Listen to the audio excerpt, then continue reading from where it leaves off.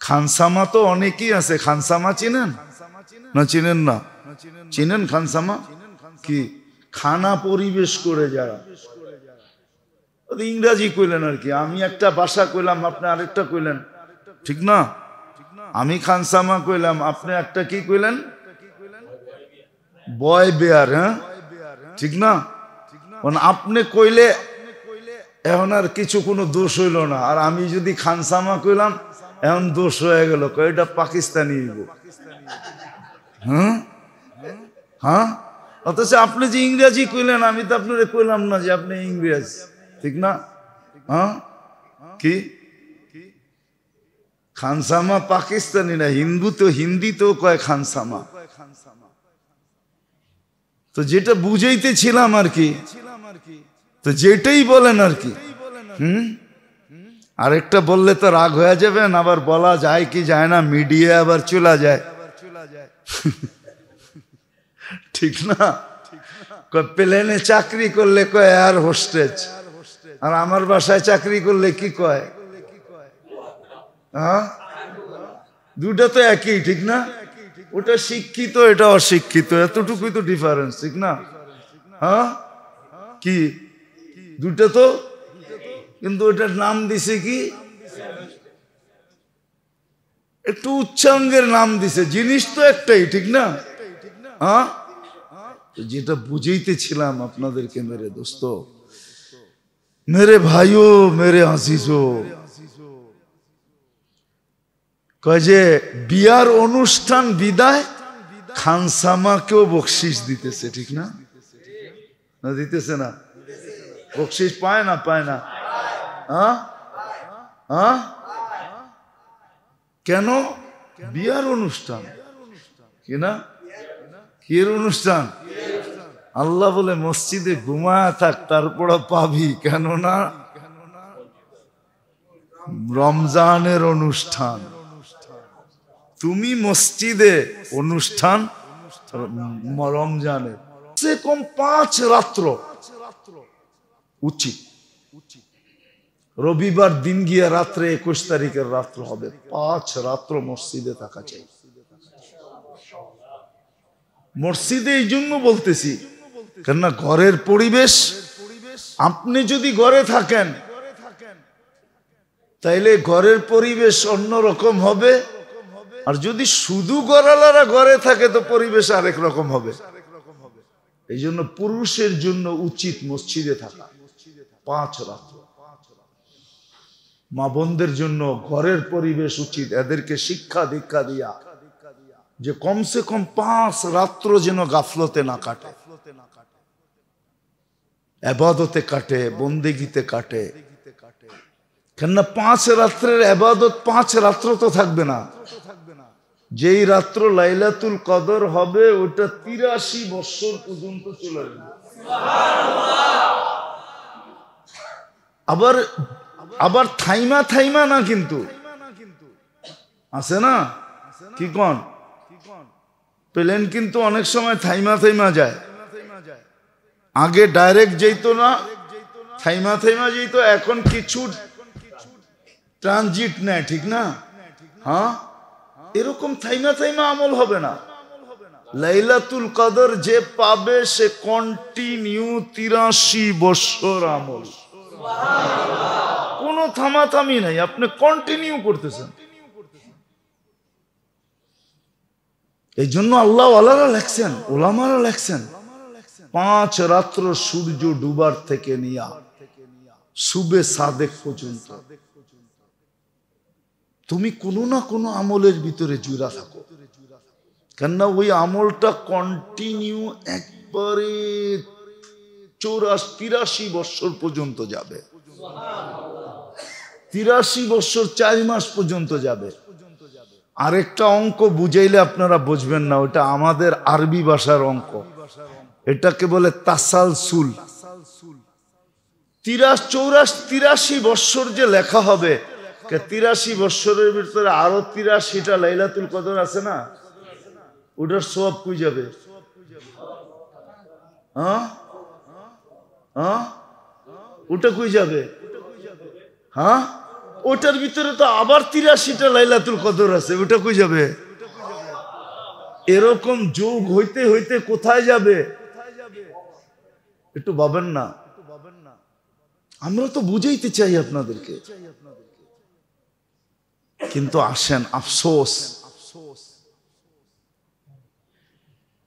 আমার তো মনে হয় কোন কিতাবে এরকম প্রকাশ্য লেখা পাই নাই, হয়তো পড়ি না এই জন্য পাই নাই। এই উম্মত সবচেয়ে বেশি আফসোস করবে মনে হয় রমজান নিয়ে, সবচেয়ে বেশি। কোন ইবাদত নিয়ে তো আফসোস করবে না, যত আফসোস এই উম্মত করবে রমজান নিয়ে। সবচেয়ে বেশি আফসোস করবে যারা রমজান মিলল উদযাপন করে নাই, ওরা রমজান নিয়ে সবচেয়ে বেশি আফসোস করবে, সবচেয়ে বেশি আফসোস করবে। একটা কাহিনী মনে উঠলো, সত্য, এই জন্য বলতেছি আপনাদের। মুসলমানের যুদ্ধে জীবনে একবার 1 বৎসর টানা রুমিদের একটা দুর্গ মুসলমান 1 বৎসর টানা অবরোধ করছে, কিন্তু ওই সময় সেনাপতি ছিলেন খালিদ রাদিয়াল্লাহু তাআলা আনহু। কিন্তু কোনো মতে, দুর্গটা ছিল পাহাড়ের উপরে, কোনো মতে জয়লাভ করতে পারতেছিলেন না। তো খালিদ রাদিয়াল্লাহু তাআলা আনহু বলতেছিলেন সবাইকে, রোজা রাখো। কি? রোজা রাখো, দেখি আল্লাহ কোনো ব্যবস্থা করে কিনা। তো রোজা রাখতেছিলেন সবাই। তো খালিদ রাদিয়াল্লাহু তাআলা আনহু যখন ইফতারির জন্য আসতেন, একদিন আসছেন, তাইসা দেখতেছে কিচ্ছু নাই। তো উনি মনে করছেন ওনার খাদেম মনে হয় অসুস্থ, তো উনি পানি দিয়ে রোজা খুলে ফেলছেন। দ্বিতীয় দিন আইসা দেখছে একই অবস্থা, তো উনি ধারণা করছে কোনো অসুস্থ হবে, আবার পানি দিয়ে রোজা খুলে ফেলছেন। তৃতীয় দিন এসে দেখছে একই অবস্থা, তো উনি রোজা তো খুলছেন, পরক্ষণে খাদেমকে ডাকছে, ওই ভাই তুই কি অসুস্থ? না তো। তাহলে আমার ইফতারি কই? আমি তো ডেলি রাখি। আমি তো একদিনও পেলাম না। তা তো জানি না। বলছে তাইলে শোনো, আজকে ইফতারি রাইখা তুমি আড়াল থেকে দেখবা ইফতারিটা কি হয়। তো ইফতারি তো সাদা সিধা ছিল, তো খাদেমে রুটি রাইখা আর রুটির উপরে জাইতুন মাইখা, তেল মাইখা রেখা দিছে, পানি রেখা দিছে। আড়াল থেকে দেখতেছে রাখতে দেরি, একটা কালো রঙের কুকুর আসতে দেরি করে নাই।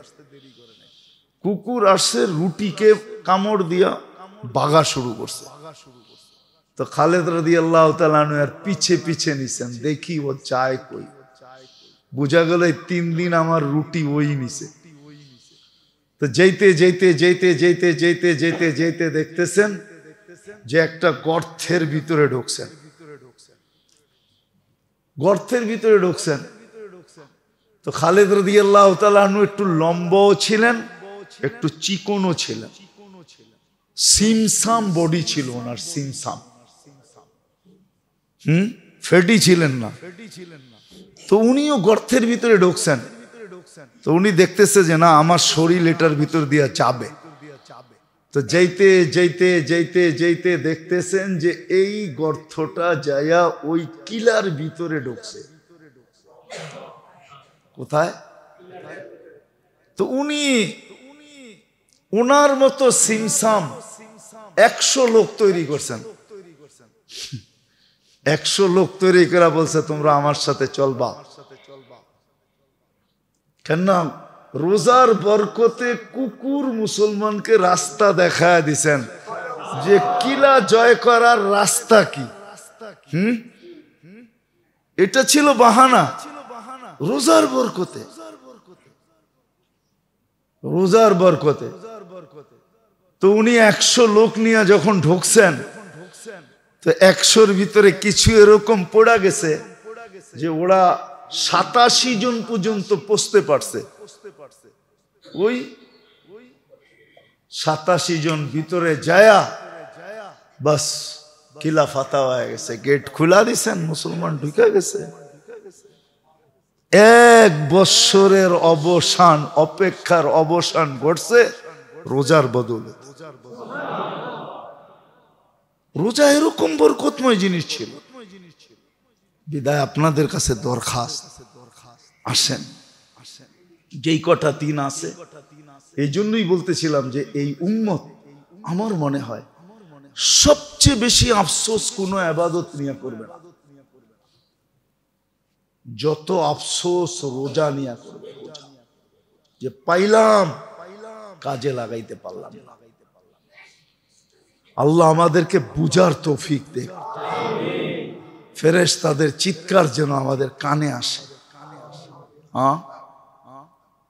কানে আসে ফেরেশতাদের চিৎকার, যে ফেরেশতা চিৎকার দিতেছে সকাল থেকে সন্ধ্যা, সন্ধ্যা থেকে সকাল, ইয়া বাগিয়াল খাইরি আকবিল, ও নেক যে করতে পারো ধুমায়া করতে থাকো।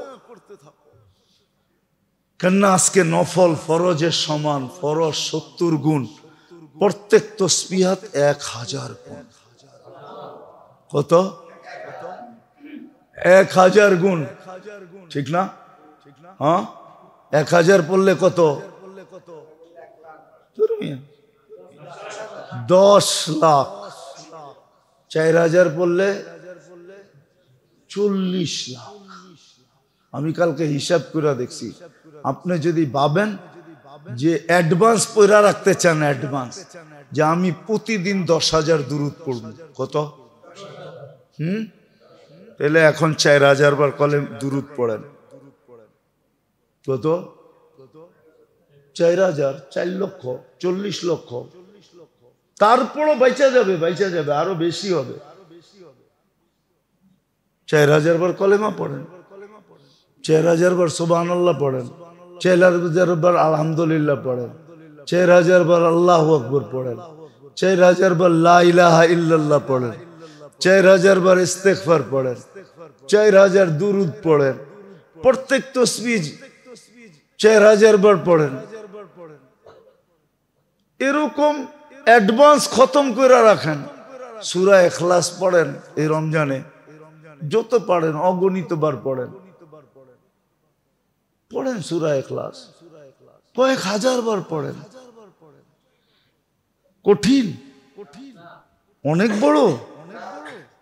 ছোট? সহজ? পড়েন। কেন সময়টাকে নষ্ট করতেছেন? হাঁটতে পড়েন, চলতে পড়েন, উঠতে পড়েন, বসতে পড়েন, যেইভাবে মনে চায় পড়েন না। উজু সহ পড়েন, উজু ছাড়া পড়েন।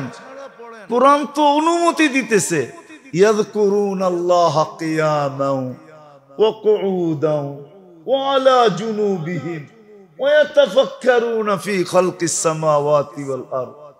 দাঁড়ায়া পড়ো, বসা পড়ো, শুয়া পড়ো, চলতে পড়ো, উঠতে পড়ো, বসতে পড়ো। শুধু বাথরুমের ভিতরে যে না পড়লেই হয়, বাকি সর্বাবস্থায় পড়ো। গাট্টি বড় করেন।